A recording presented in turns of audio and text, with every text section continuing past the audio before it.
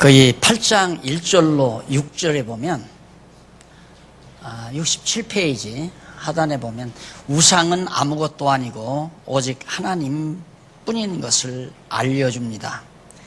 예, 우상 제물 이것 때문에 고린도 교회가 먹어야 되느냐 먹지 말아야 되느냐, 예, 우상 제물 먹는 것은 우상 섬기는 거나 같다 이렇게 주장하는 사람도 있고, 또 우상도 아무것도 아닌데 먹으면 어떠냐, 이래서 이런 아주 지엽적인 싸우지 말아야 될, 또 이견이 생기지 말아야 될 이런 소소한 문제 때문에 교회가 시끄럽다 이거예요. 그래서 바울이 바로 이 1절로 8장 1절로 6절 우상의 제물에 대하여는 우리가 다 지식이 있는 줄을 아나 지식은 교만하게 하며 사랑은 덕을 세우나니, 만일 누구든지 무엇을 아는 줄로 생각하면 아직도 마땅히 알 것을 알지 못하는 것이요, 또 누구든지 하나님을 사랑하면 이 사람은 하나님의 아시는 바 되었느니라. 3절까지 내용 공부해 드렸습니다. 예, 우상 제물 그건 뭐 아무것도 아니다, 그건 뭐 우상 섬긴다고 갖다 놨던 음식 먹으면 어떠냐, 그 이제 지식이 있다는 얘기죠. 그래서 지식과 교만에 대해서 얘기해요. 지식은 교만을 낳는다. 왜? 자기가 알면 모르는 사람에 대해서 모르는 사람을 자기가 아는 지식으로 눌러버리니까, 강압하니까 먹어라, 먹어도 된다, 나 안다, 내가 아는 대로는 이거 아무것도 아니다, 이러면 아직 지식이 없는 사람이 엄청난 영적인 상처를 입는 거죠. 이거 먹으면 금방 죽을 것 같은데, 금방 체해할 것 같고 마음에 상처가 될 것 같은데, 뭐 나보다 더 잘 아는 사람이 자꾸 먹어도 된다고 자꾸 그러니까, 그래서 그것이 바로 교만이다 이거죠. 예, 교만.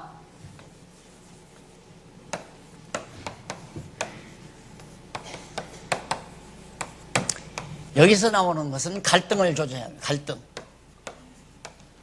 여기서는 화합을 조장하고요.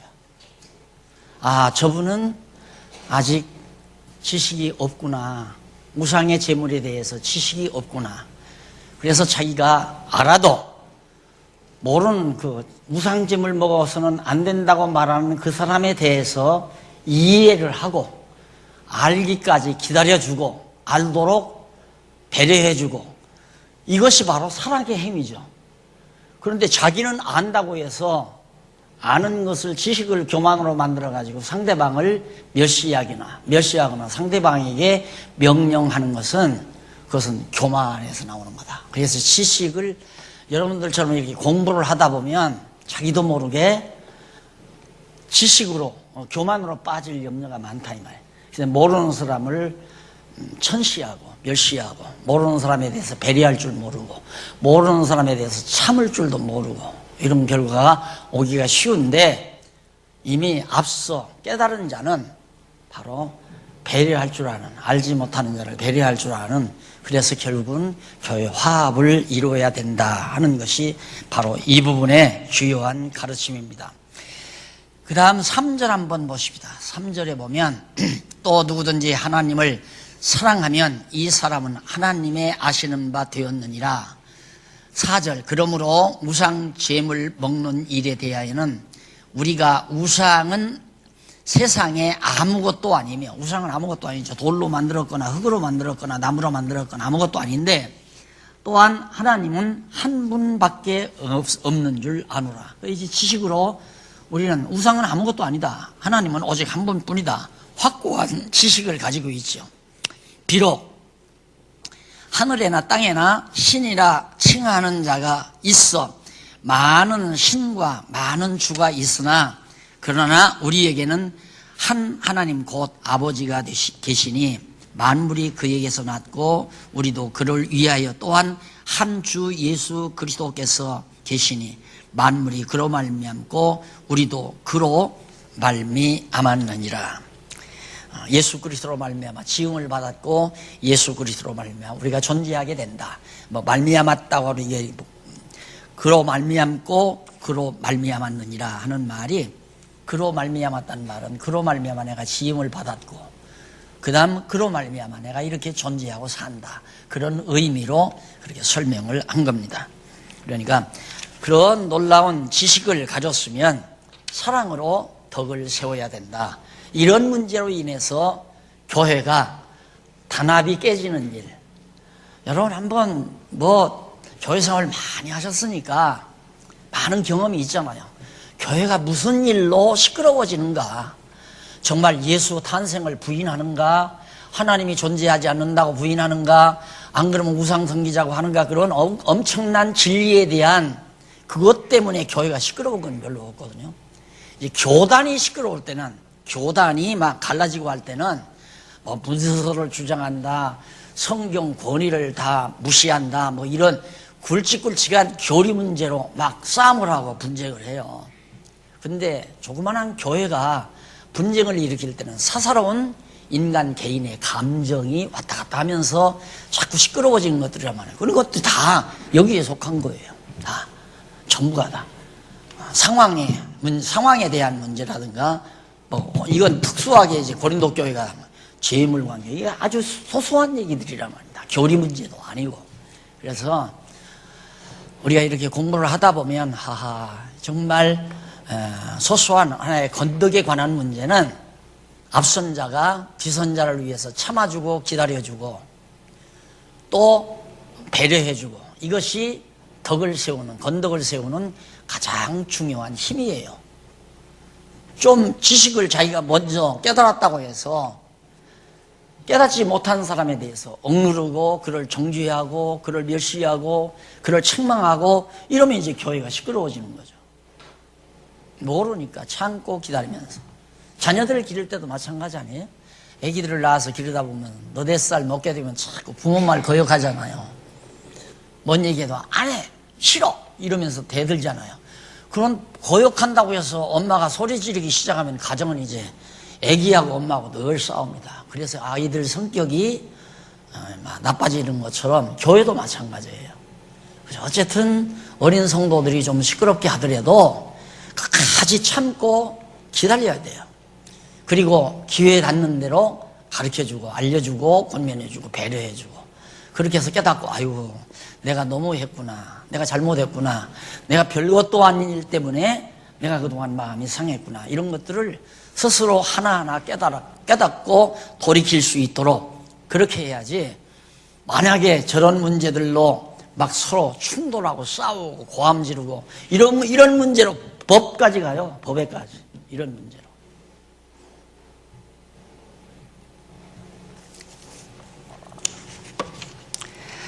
자, 그 다음 7절로 13절에 보면 우상제물로 약자의 양심을 상하게 하지 말라고 그렇게 말하잖아요. 아까 대충 제가 다 말씀을 드린 내용입니다. 한번 간단히 읽어보고 넘어가십니다. 8장 7절. 그러나 이 지식은 사람이나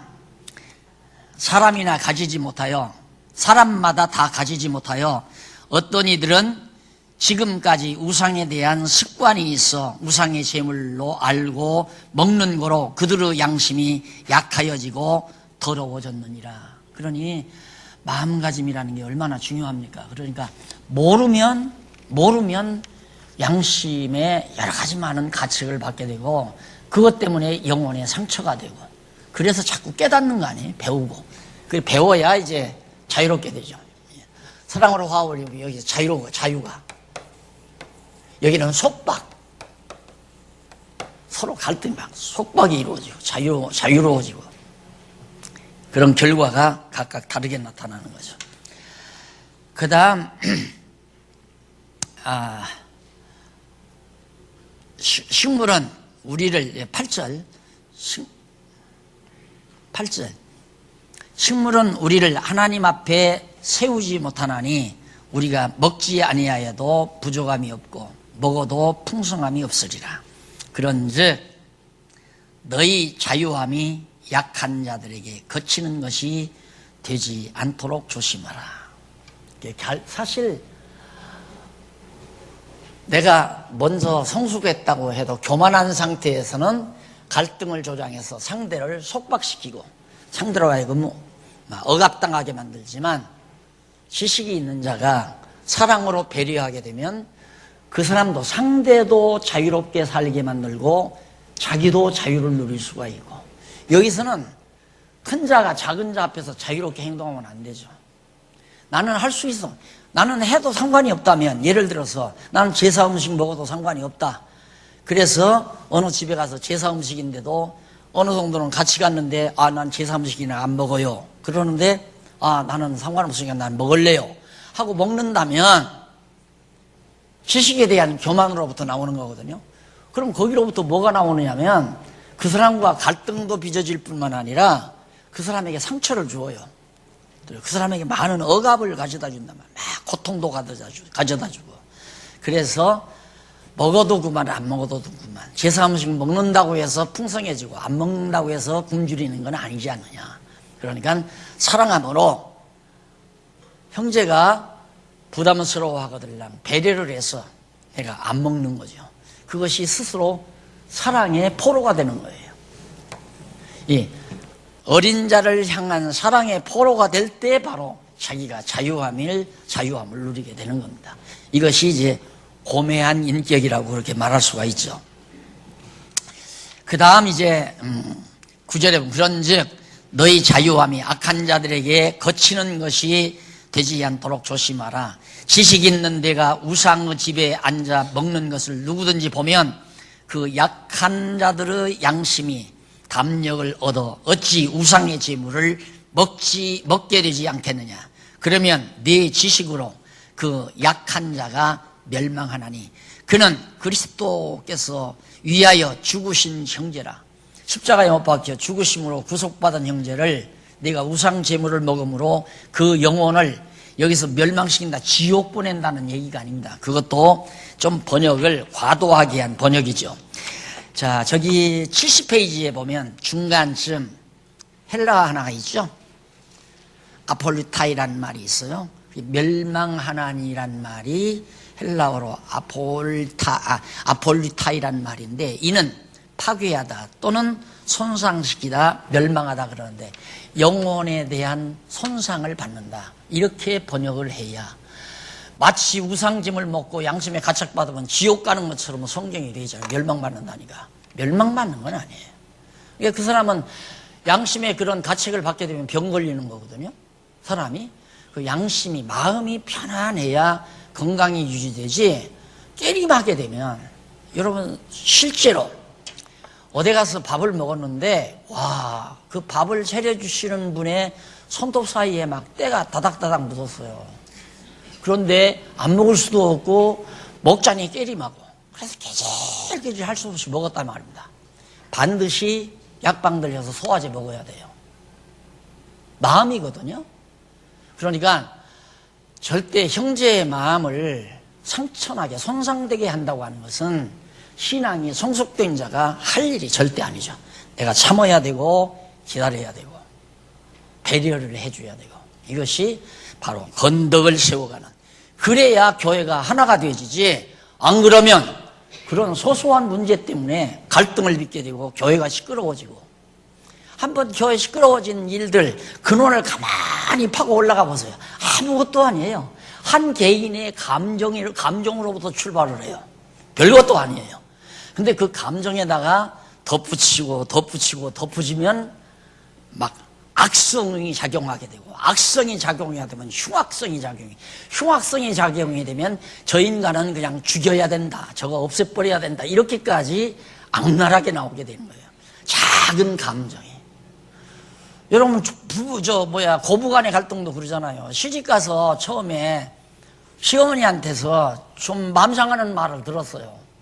근데 그 마음이 세월이 가면서 자꾸 악성으로 바뀌어요. 그래 나중에는 시어머니 죽었으면 좋겠다고 하는 생각까지 들어가 버리고.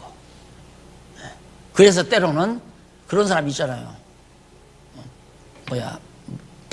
부금인가 뭐 들어놓고는 시어머니 사살시켜서 돈 타먹고, 그러다가 다 떼 들어가고 다 그런 거. 다 그런 것들이 작은 마음의 감정으로부터 나오는 것들이에요. 근저는 바로 그거예요. 어떤 큰 사건이 벌어진 게 아니란 말입니다.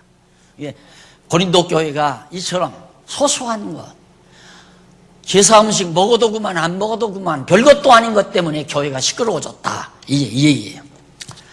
자, 그 다음 넘어가서 건덕을 위한 일치입니다.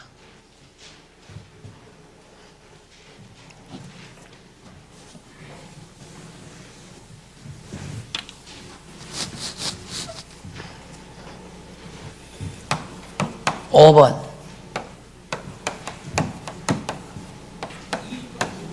아니. 아, 큰 거죠? 큰 2번. 아, 이제 그거 지적하시네. 굉장히 중요한 거죠. 건덕을 위한 일치.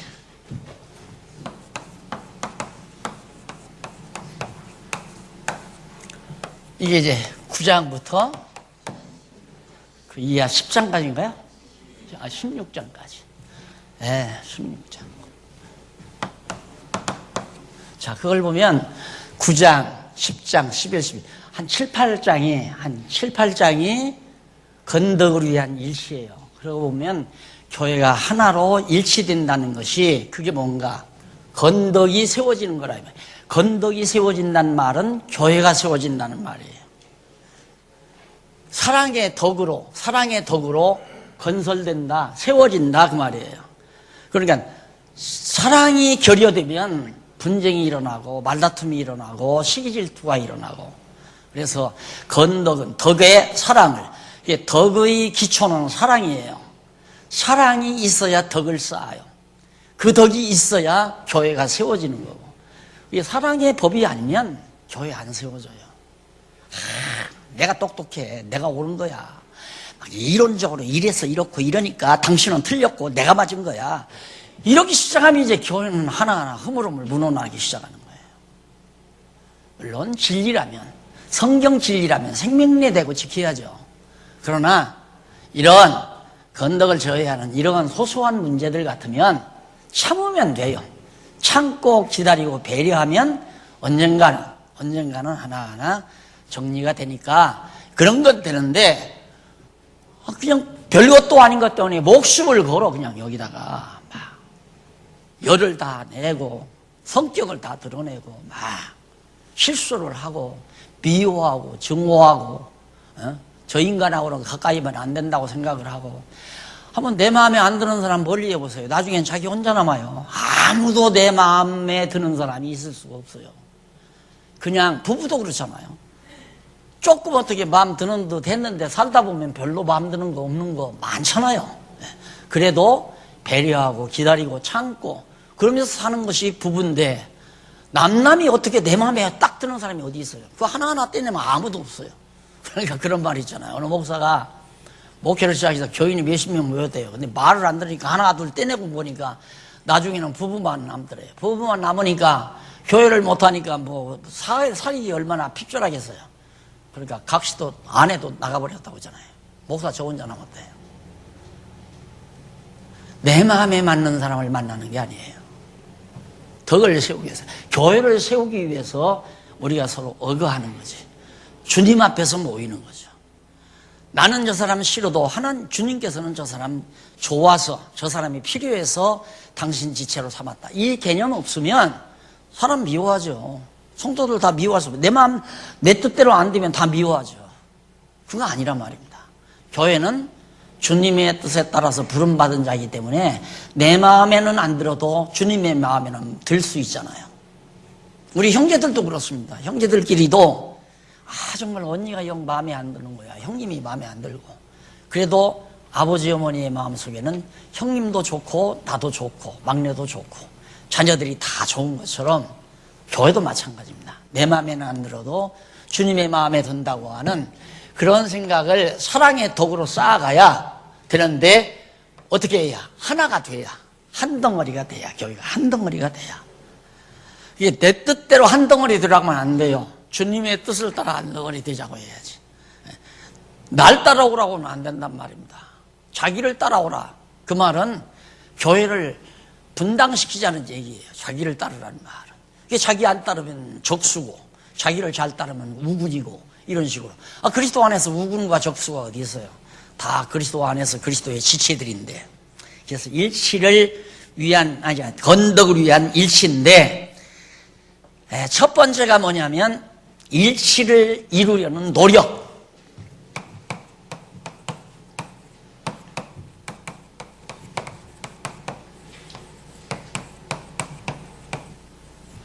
여기 9장에서부터 10장까지죠. 자, 건덕을 위한 일치. 이게 이제 9장에서부터 16장까지인데요. 그러니까 계속 마지막 고린도전서 마지막 장까지는 건덕을 해서 교회를 세워가기 위해서 일치를 해야 한다. 그 진리를 우리에게 말해주는 거예요. 그러면 우리가 어떻게 하면 교회를 좀 아름답게 잘 세우나? 누구나가 다 그 관심이 있잖아요. 우리 장안종합교회가 어떻게 하면 아름답게 잘 세워져 갈 수 있을까? 거기에 대한 관심을 누구나가 지금 여기 계신 분 다 가지고 있을 거예요. 거기에 대한 답을 16장까지에서 얻으려고 한다고 생각하고 하나 찾아가면 돼요. 첫째가 하나가 되기 위해서, 일치를 이루기 위해서 노력을 해야 한다. 그것이 이제 사도 바울이 9장과 10장에서 말하는 내용이에요. 정말로 맞은가? 일치를 위해서 노력하는 그것이 9장에서 10장까지의 내용이 맞은가? 그걸 확인해 가면 되는 겁니다. 자, 그러면 넘어가서 첫째 일치를 위한 확인이 뭐냐면, 일치를 위한 노력 중에 하나가 뭐냐면 양쪽 가로 1번. 사도의 권리. 사도의 권리를 양보함. 사도.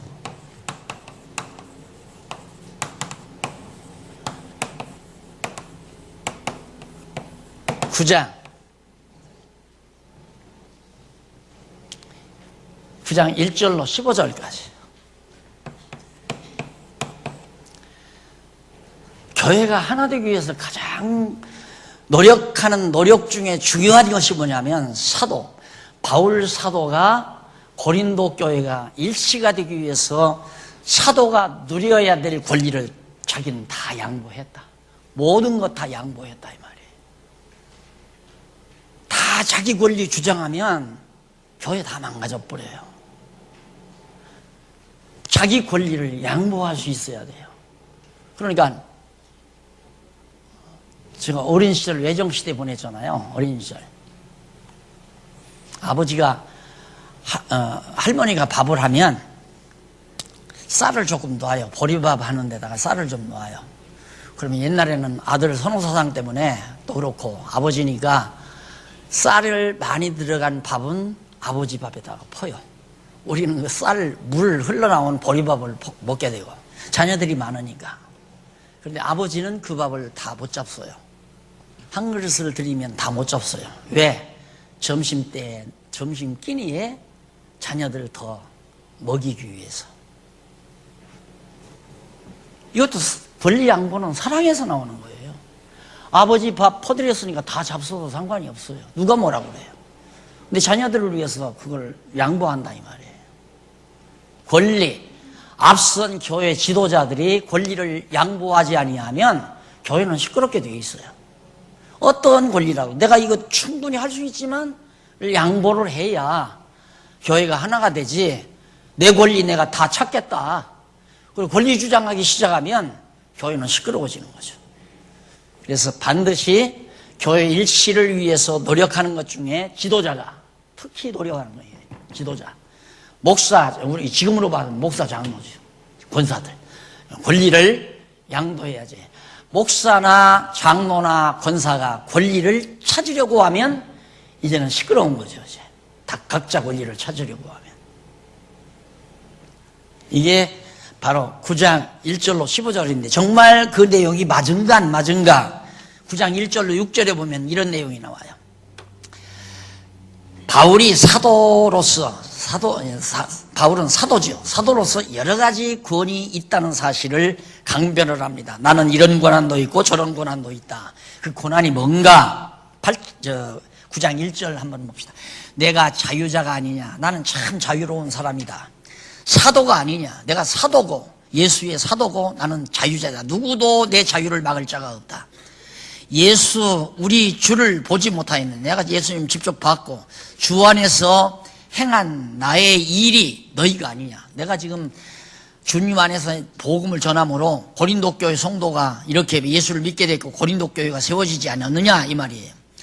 다른 사람에게는 내가 사도가 아닐지라도 고린도 교회 성도들 너희에게는 사도니 내가 사도다. 10번도 100번도 내가 사도다.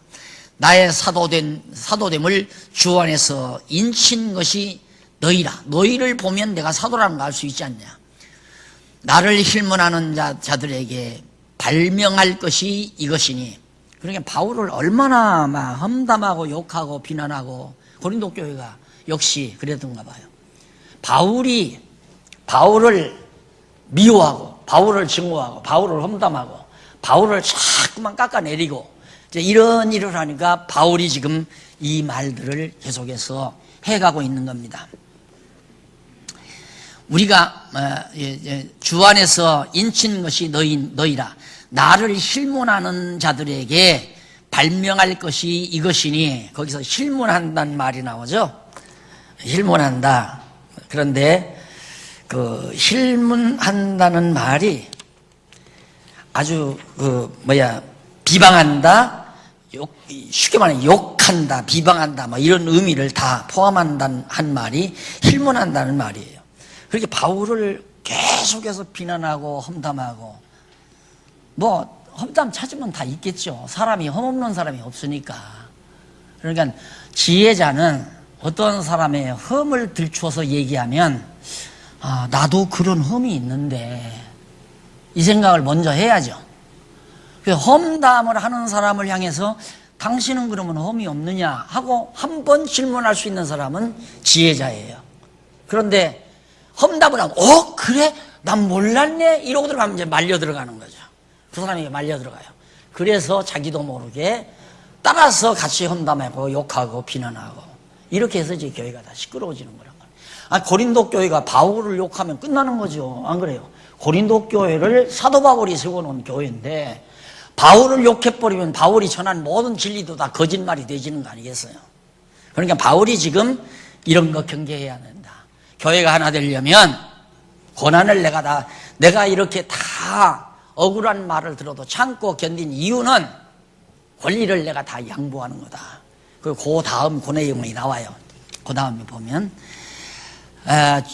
우리가 거기 이제 4절이죠. 4절에 우리가 먹고 마시는 권이 없겠느냐.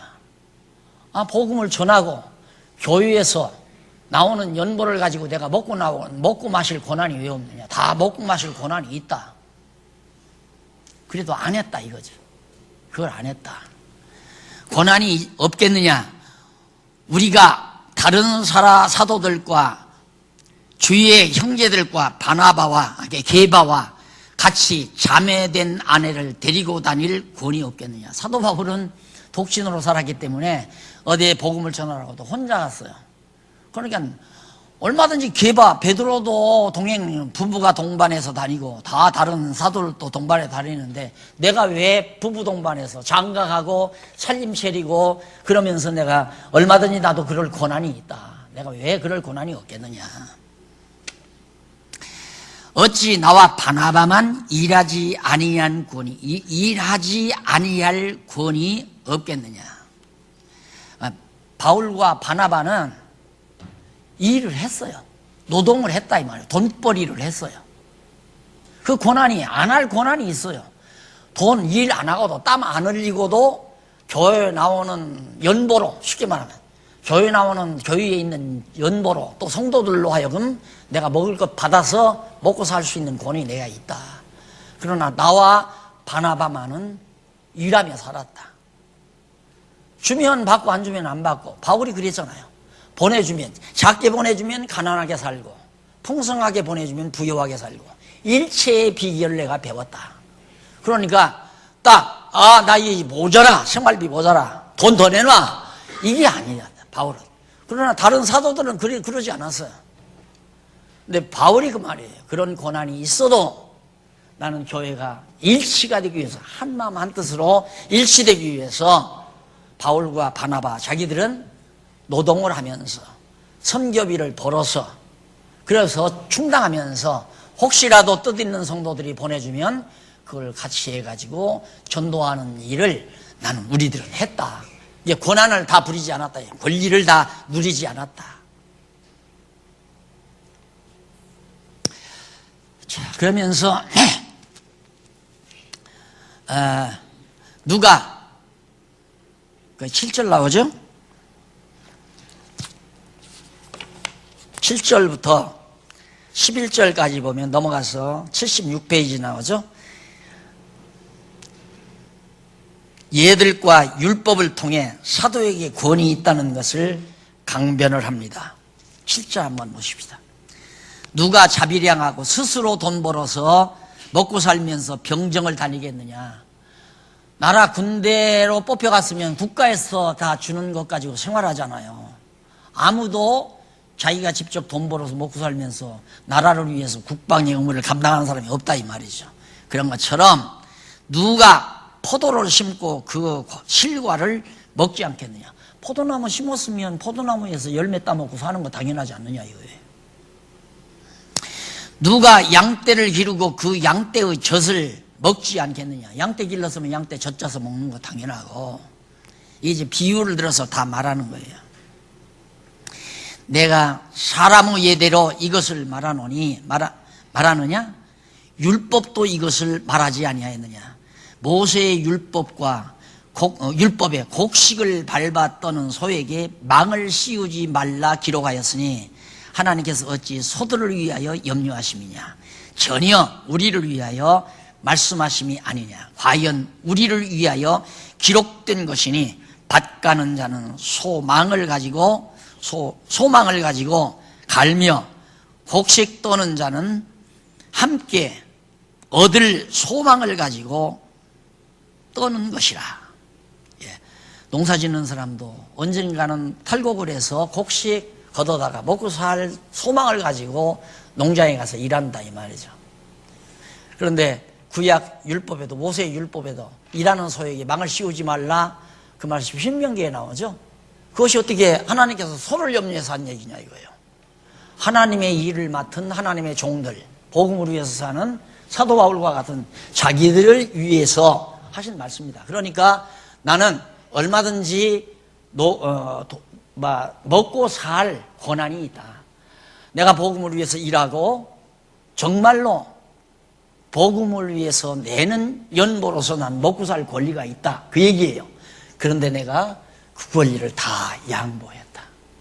양보. 이유는 교회 하나로 일치되기 위해서. 왜 그러냐면 제가 늘 말하지만 이 교회가 분쟁이 일어나는 건 이권 때문에 분쟁이 일어나는, 돈 때문에 분쟁이 일어나는 거예요. 언제나 그래요. 내 짤막한 몇십 년 목회 생활 봐도 돈 때문에 전부 교회가 갈라지고 망가지고 싸움이 일어나고 돈 때문에. 그전에는 돈도 많지도 않았어요. 그 돈 몇 푼 안 되는 것 때문에 쓰지도 못할 땅 몇 평 사놓고 그것 때문에 교회를 다 망치고 다 그랬거든요. 그러니까 교회는 이권, 권리라는, 사도의 권리라는 게 돈 받아 먹고 살 수 있는 권리가 있다 이거예요.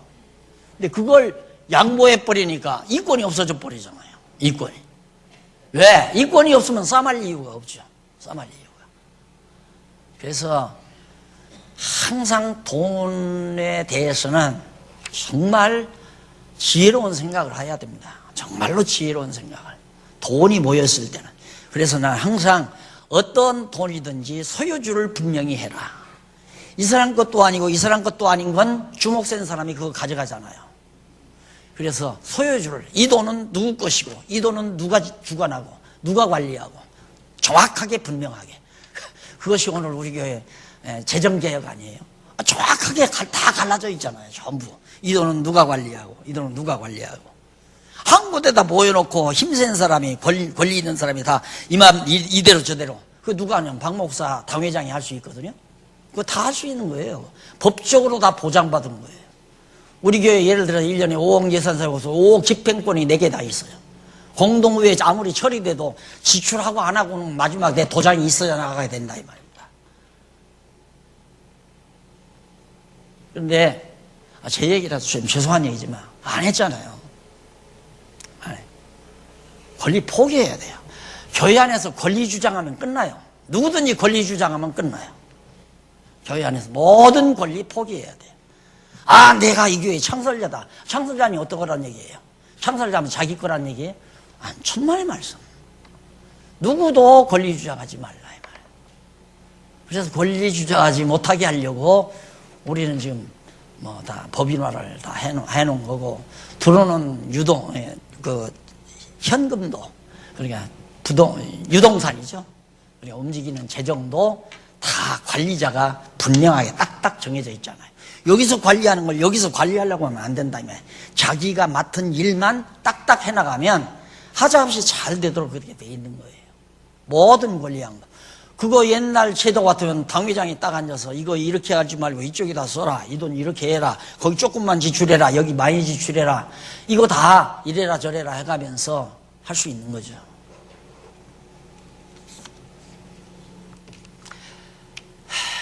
다 권한이 있는데 육신의 그것을 거두기로 신령한 것을 뿌렸은 육신의 것을 거두는데 그게 뭐 무리한 것이냐. 그리고 일하는 소에게 망을 씌우지 말라. 나는 그 말씀을 딱 신명기에 있는 말씀 딱 듣으면서 제일 체제 개혁을 단행하면서 제가 늘 갈등을 겪은 게, 내가 이러다가 노후에 완전히 경제적인 타격을 내가 입으면 어떡하나. 솔직한 나도 인간이니까 그 생각 제일로 힘들었어요. 그 생각이. 네, 어느 정도까지 내가 생각을 하고 살면, 만약에 체제개혁을 해서 나에게 전혀 목표비가 한 푼도 안 들어오는 한이 있더라도 내가 공사판에 가서 일을 해다가라도 살 수 있는 자신이 있으면 하고, 그렇지 않으면 삼가해야지. 몇 사람이 나한테, 젊은 사람들도 나한테, 어떤 사람은 삐져가지고 지금 안 나오잖아요. 목사님 그러면 안 됩니다. 왜 노후에 고생하시려고 합니까? 지금까지 잘 해놓고 그냥 이대로 나가십시오. 그래서 내가 그건 아니다라고 난 생각한다고 했더니만 안 나와요. 삐져가지고 자기 말 안 들었다고. 근데 제일 힘든 부분이에요, 그 부분이. 근데 극한적인 생각을 하고 시작을 한 거예요. 설령 정말로 한 푼 나에게 들어오지 않는다 할지라도 나는 내 사명 감당한다는 이 각오, 이거 없으면 안 되죠. 그 각오를 가지고 실시를 했는데, 어디에서 힘을 얻었냐면, 일하는 소에게 망을 씌우지 말라고 언약하신, 약속하신 하나님의 말씀. 내가 지금까지 하나님의 약속, 언약은 믿어야 된다, 믿어야 된다. 그걸 또 믿고 나온 것이 우리 장안중앙교회 성도들의 신앙 아니에요. 근데 내가 하나님 말씀 보고도 못 믿는다면 내가 웃기는 거죠. 거짓 지도자고. 지는 믿지도 하면서 남한테 믿으라고 하니까 과감한 생각이 들더라고요. 맞다. 나 먹고 굶고 하는 일이 하나님의 손에 달려있지 사람의 손에 달려있지 않다. 성경대로 하자. 그렇게 해서 과감하게 실시한 겁니다. 그래서 이 약속이에요. 하나님의 일을 성실히 하는 자 절대 망 씌우지 않는다. 먹고 살게 다 하나님이 인도하신다 이 말이에요. 안 그러면 이제 사람 의지해야 돼요. 사람. 어느 장로님이 돈이 좀 많으시니까, 어느 권사님이 열심으로 지금 돈 연보 많이 하시니까, 어느 성도님이 열심으로 나를 아끼니까 돈 많이 내주겠지. 목사도 사람인지라 그런 생각하고 안 살 수가 없어요. 그게 얼마나 치졸한 생각입니까? 하나님이 보실 때는 너 웃긴다. 너 나를 안 믿고 어떻게 돈 많은 장로를 믿고 돈 많은 권사를 믿고 돈 많은 집사를 믿고, 하나님이 얼마나 우습게 생각해. 그럼 한번 믿어봐라. 그래서 장로가 부도날 수도 있고 권사가 부도날 수도 있고. 왜? 나로 하여금 믿는 걸 못 믿게 하기 위해서. 그럴 거 아니에요. 참으로 두려운 일이에요. 사람 믿으면 안 돼요. 그래서 가끔 여러분 들으셨을 거예요. 굶어 죽는 한이 있더라도, 굶어 죽는 한이 있더라도 돈 꾸러 다니지 말라. 하나님 앞에서 그냥 주저앉아라.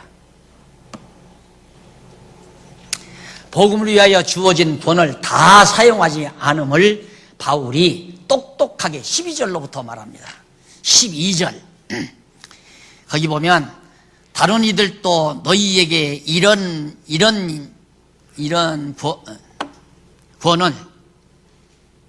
구원을 가졌거든 하물며 우리일까 보냐. 다른 사람들 다 그런 권한 다 가지고 있는데, 돈 받아서 먹고 사는 거 권한 가지고 있는데 우리가 왜 없겠느냐. 그러나 우리가 이 권을 쓰지 아니하고 범사에 참는 것은 그리스도의 복음에 아무 장애가 없게 하려 함이로다. 그리스도 복음을 증거하는데 돈 때문에. 이제 그 전에 보니까 지방에서 저를 좀 오고 왔으면 하는 바람이 있어요. 저를 좀 불러서 말씀을 듣고 배우고자 하는 생각이 있는데, 목회자들은 목사님 오시면 교통비라도 기십만 원 드려야 되니까 경제적 부담이 있잖아요. 이게 목회자님들은 다 대부분 꺼릴 수밖에 없죠. 그걸 알죠, 내가. 근데 일반 성도들은 철없이 뚝불 날들어 와서 해줬으면 좋겠다 이거예요. 그래서 이건 아니로구나. 그래서 그 다음에는 핑계대고 안 갔어요. 그러면 안 가는 것이 능사가 아니잖아요. 말씀 듣고 배우고 갔다는데 또 어떻게 안 가요? 어떻게 경제적 부담 없이 가서 해줄 수 있는 길이 없을까? 그것이 체제개혁 이후에 아무것도 없다. 교통비도 안 줘도 된다. 그냥 잠자리만 하나 해주면 고맙다. 가서 그냥 가르쳐주고 올 테니까 아무 부담 없이 그저 와달라고만 하면 언제라도 가서 가르쳐주마. 그 제도가 지금 제도 아니에요. 그래서 다음 주일도 지금 지방에 2군데 들려서 제가 지금 어차피 다음 주일에는 제 분당 공부 시간이 없으니까 그런 날 알아가지고 날들 오라고 해서 지금 하려고 그러는데, 나도 편고 당신들도 편죠. 경제적 부담이 없으니까. 근데 복음의 장애가, 돈 때문에 복음의 장애가 있으면 되겠어요. 돈 없어서 복음을 못 듣는다? 그건 있을 수가 없다고 말이에요. 이게 사도 바울이 권한을 다 쓰지, 권리를 다 양보하는 이유는 복음 전파의 장애가 이루어지지 않기 위해서 이렇게 자기는 복음을 위해서 양보한다. 그런 얘기예요. 그러면서, 이게 제 얘기를 가끔 곁들여서 죄송합니다. 이 얘기는 나를 자랑해서가 아니라, 이런 성경을 읽으면서 나는 많이 괴롭죠. 이 고린도서 이게 아마 17권입니까? 16권이니까 1912년도 11년도에 아마 썼을 거예요. 11년도에 써서 12년도에 나왔다 그거나 말이다. 그러니까 체제개혁 막 시작하면서 이런 내용을 볼 때마다 야, 박 목사 너 웃긴다 이런 생각 자꾸 들으니까 여기에서 힘을 얻고 더 개혁을 과감하게 단행할 수 있었던 거, 그게 정말 너무너무 감사하게 생각하죠. 그래서 제가 말씀을 드리는 겁니다. 내가 잘하고 있다는 거 자랑하기 위해서가 아니라 돈에 사로잡히면 안 돼요. 네. 근데 돈이 없으면 어떻게 해요? 그게 걱정이죠. 그게 하나님께서 나를 쓴다면 나 굶어 죽기를 안 할 거 아니에요. 쓰신다면, 하나님이 나를 쓰신다면. 근데 내가 먹고 살기 위해서 한다면 굶을 수도 있는 거죠. 하나님은 나를 안 쓰는데 지가 복음을 주를 위해서 일한다고 해놓고 하니까 굶을 수도 있고 가난할 수도 있고 고생할 수도 있고, 물론 뭐 주를 위해서 써도 바울처럼 감옥에 갇히고 굶주리고 헐벗을 수 있지만은, 그래서 사명자는 가난해도 헐벗어도 매맞아도 감옥에 갇혀도 이것이 사명자가 하는 일이에요. 사명은 하고 안 하고 선택의 여지가 없어요. 할 수밖에 없는 거예요. 누가 하라면 하고 하지 말라면 안 하고, 그거 아니에요. 그냥 하라고 안 해도 나는 내일 그냥 해가는 게 사명이죠. 그래서 거기 15절 보면, 그러나 내가 이것을 하나도 쓰지 아니하였고, 권리를 다 쓰지 아니하였고, 또 이 말을 쓰는 것은 내게 이같이 하여 달라는, 돈을 달라고 요구해서 내가 이 말 하는 거 아니다. 그것이 아니라 내가 차라리 죽을지언정, 굶어 죽을 망정 절대 돈 달라고 안 한다. 그래서 내가 후배들에게 한 경우라도 돈 달라고 하지 말아라. 죽을 망정, 그냥 굶어 죽을 망정 돈 달라고 하지 말아라. 누구든지 내 자랑하는 것을 헛된 대로 돌리지 못하게 하리라. 나는 절대 누구에게 돈 꿔달라, 돈을 좀 달라, 양식 좀 팔아달라, 옷을 한번 해달라. 바울이 그렇게, 그것이 자기 자랑인데 정말 권리를 다 양보한 자랑인데 그거 자랑을 자기는 포기하거나 못하게 하지. 그걸 자랑을 못하게 할 수가 없다. 내가 복음을 전할지라도 자랑할 것이 없으면 내가 부득불할 일이라. 부득불이라는 말은 사명이에요. 사명은 하고 안 하고 간에 반드시 해야만 하는 일이야. 사명이라고 하는. 집사도 사명이고 권사도 사명이고 장로도 사명이고 목사도 사명이란 말입니다. 그런데 사명처럼 생각 안 하고 아이고 자꾸 내가 나이가 지금 막 60이 다 돼가는데 집사 하니까 영 얼굴이 뻘게 죽겠어. 나도 권사 소리 좀 들어. 그건 아니다 이거예요. 그건 아니에요. 장로도 마찬가지요. 내가 나이가 내일 모레 60이 다 돼가는데 나도 장로 소리 들어야지. 아직은 그런 것이 있을 수 있어요. 그래 이런 말씀을 잘 듣고 나면 내가 아니다. 나는 장로 일을 정말 목숨 내대고 할 만한 그런 자격이 없다. 그런 열정도 없고 하지 말아야죠. 그러면 목사도 마찬가지예요. 굶어도 하고 돈 벌어 먹으면서 짭을 해가면서 정말 노동판에 나가서 일을 해다 벌어 먹을 망정 복음 전하는 일은 내가 소홀히 할 수 없다. 이 사명이 있으면 가르치는 자로서 일을 해야지만 먹고 살기 위해서 복음 전한다는 건 아니란 말이에요. 교회가 직장이 되는 건 아니에요. 그건 아니다. 그래서 바울이 계속해서 이렇게 말하는 겁니다. 부득불 전할 일이기 때문에. 그래서 전할지라도 자랑할 것이 없으면 내가 부득불할 일임이라. 만일 복음을 전하지 아니하면 내게 화가 있을 것이미로다. 사명을 받은 자가 사명 완수하면 화가 미친다는 거. 니느웨 성에 가서 복음 전하는 요나가 그랬잖아요. 가서 니느웨 가서 전하라니까 무서워가지고 다시스로 도망가다가 물고기 속에 들어갔다가 나왔잖아요. 화를 받아가지고. 사명이라는 건 그만큼. 그래서 사명을 무서워서 하는 건 아닙니다. 사명은 즐겁고 뜨거운 열정에서 해나가는 거죠. 그러니까 안 하게 되면 화가 미친다. 그래서 내가 내 힘으로 내 마음대로 이것을 행하면 상을 얻을 것이니라. 내가 힘으로 내가 하고 싶어서 내가 내 충성으로 내 열정으로 했다면 내가 상을 얻겠지만은 힘으로 아니한다 할지라도 나는 직분을 맡아노라. 하나님께서부터 사명으로 직분을 줬기 때문에 내가 하니까 나는 절대 상 받을 일이 없다. 그런 얘기입니다. 그것이 바로 19장 18절로부터 계속 나오는 얘기인데 지금 현재 해가는 내용이 16절로부터 27절까지 나온 두 번째 내용이에요. 두 번째 내용. 두 번째 내용이 사람의 종으로 처신함.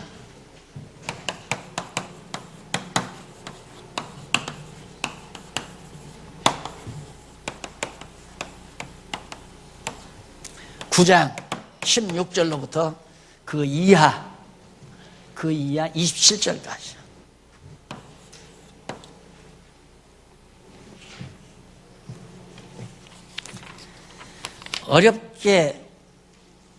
어려운 문제가 아니고 아주 간단한 내용인데 사람의 종으로 처신하는 게 사도의 권리를 그러니까 높은 사람의 권리를 다 저버리고 양보하고 도리어 종으로 낮아진다. 그러니까 성도들을 섬기는 자. 영어로도 목사를 미니스트라고 한다고 하잖아요. 섬기는 자. 그걸 뭐 장관이라고 번역할 때 장관이라는 게 백성들을 섬기는 종 아닙니까? 그런데 우리나라 관료주의 사상을 철저히 받은 우리나라는 장관이 뭐 굉장히 큰 벼슬로 알고 왜 족보에 무슨 장관 지났다 뭐 가문의 영광으로 생각하는 거예요. 그게 얼마나 천박한 생각입니까? 그러니까 요즘에 얼마 전에 보니까 장관 발탁되는 거 이제 즐기지 않는데요. 발탁되게 되면 뭐 과거 그 지저분한 게 다 드러나니까 내가 인생 그렇게 왜 사느냐. 그래서 장관 발탁되는 거 원하지 않는다. 장관이라는 게 백성들을 섬기는 자예요. 목사도 역시 성도들의 종이란 말입니다. 종. 돈 받고 하는 게 아니라 성도들을 위해서 그냥 종로로 가는 거예요. 섬겨드리는 거예요. 필요한 양식 공급해드리고 필요한 영적 양식 공급해드리고. 그래서 성숙하다 보니까 성숙한 자들이 아이고 나도 저 일이 합력해야 되겠다 해서 같이 선교비, 전도비를 함께 부담해. 그게 합력한다고요, 합력. 자녀들 어리게 낳아서 처음 기를 때는 고생 많이 하잖아요. 먹을 거 덜 먹고 입을 것 못 먹고 길러놔요. 길러놓으니까 이놈이 커가지고 그럴듯한 직장 잡아가지고 돈 벌어들이니까 돈 벌어서 제일 먼저 아빠 용돈 엄마 용돈 딱 두툼하게 갖다 줘. 이건 아버지 용돈 쓰세요, 엄마 용돈 쓰세요. 그 다음에는 계속해서 생활비도 못하고 돈 벌어서 계속해서 힘이 된다 이 말. 합력한다 이 말. 아버지와 함께 가정을 이루는 합력. 그런 거나 똑같아요. 교회도 그래요. 교회도 처음에 제자들만 들어왔을 때는 어떻게 해요? 제자들이니까 죽으라고 선생이 종로로 타면서 가르쳐 줘야죠. 그럼 나중에 형제가 돼요. 아는 것과 믿는 것이 같은 형제가. 형제가 돼도 힘이 없으면 합력을 못하죠. 돈 없는데 어떻게 합력을 해요?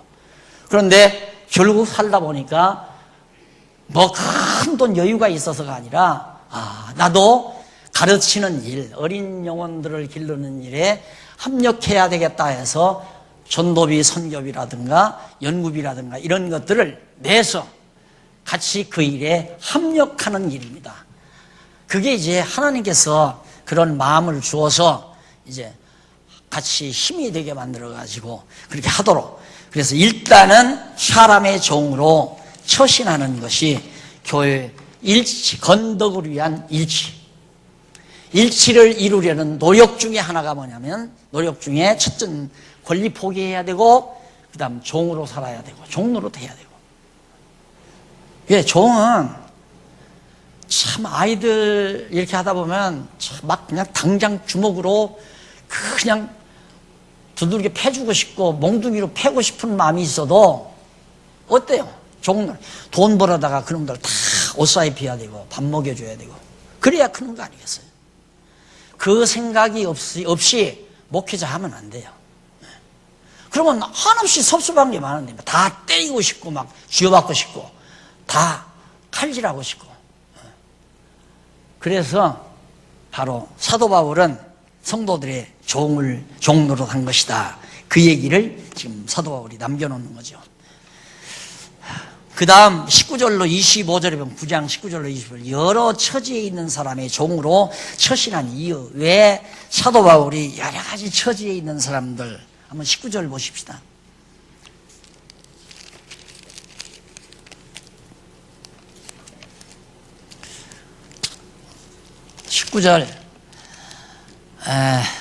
내가 모든 사람에게 자유하였으나 스스로 모든 사람에게 종이 된 것은 더 많은 사람을 얻고자 함이라. 종로로 하는 것은 더 많은 사람을 예수에게 중매하기 위해서. 그래서 나는 종로로 한다.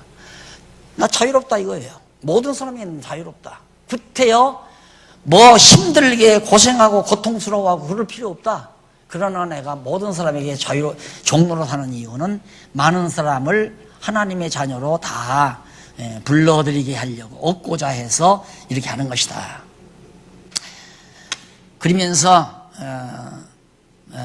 유대인들에게는 내가 유대인과 같이 유대인들을 얻고자 하며 율법 아래에 있는 자들, 뭐 다양하죠. 사람들이 유대인들도 있고 율법 아래에 있는 자들도 있고 이방인도 있고 종도 있고 여러 가지 다양한 사람들이 있는데 그들 처지에 맞게 자기 몸을 낮춰서 종으로 낮춰서 아주 율법에 꽉 쪄들려 있는데도 자기도 율법 아래 있는 사람처럼 낮아져 가지고 그 사람에게 정말 복음을 전해서 하나님의 사람으로 돌아오게 하려고.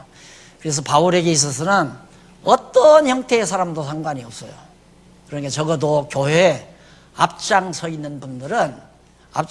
분들은 교인들은 다양하단 말입니다. 아주 다양해요. 신앙의 형태도 다 다양하고. 그래서 그 다양한 성도들의 수준에 맞게 일일이 참고 견디면서 종로로 하면서 하나님의 말씀으로 양육을 해서 형제를 만들고 형제가 더 성숙해서 동력자가 되고. 그래서 그 단계가 있어요. 먼저 일단 만나면 제자예요. 근데 제자의 종로로 사는 거예요. 제자로서 길러놓으면 형제가 돼요. 이제는 형제를 좀 더 참고 길러놓으면 동력자가 돼요. 힘을 나누어서 힘을 보태가지고 힘을 더 큰 힘을 가지고 일을 해나갈 수 있게 되어진다. 그래서 그렇게 처신하는 이유를 사도 바울이 하나하나 알려준 것이 22절에 보죠. 악한 자들에게는 내가 악한 자와 같이 된 것은 악한 자들을 얻고자 함이요 여러 사람에게 내가 여러 모양 된 것은 아무쪼록 몇몇 사람들을 구원코자 함이니 23절 내가 복음을 위하여 모든 것을 행함은 복음에 참여하고자 함이라. 그래, 복음을 위하여 자기가 모든 사람의 종로로 돼서 복음 사역에 참여하려고 자기는 종로로 됐다. 24절로 27절 상을 얻도록 달리라며 몸을 쳐 복종케 하는 것을 알려줍니다.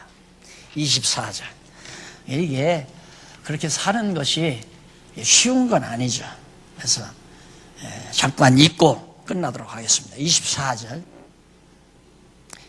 보면 운동장에서 다름질하는 자들이 다 달아날지라도 오직 상 얻는 자는 하나뿐인 것을 하나인 줄을 너희가 알지 못하느냐. 너희도 얻도록 이와 같이 다름질하라. 이 길을 다투는 자마다 모든 일에 절제하나니 저희는 썩을 면류관을 얻고자 하되 우리는 썩지 아니할 것을 얻고자 함이라. 썩을 면류관 아무리 요즘 뭐 100세 시대 100세라도 금방 가요. 살다가 가면 끝나는 거죠.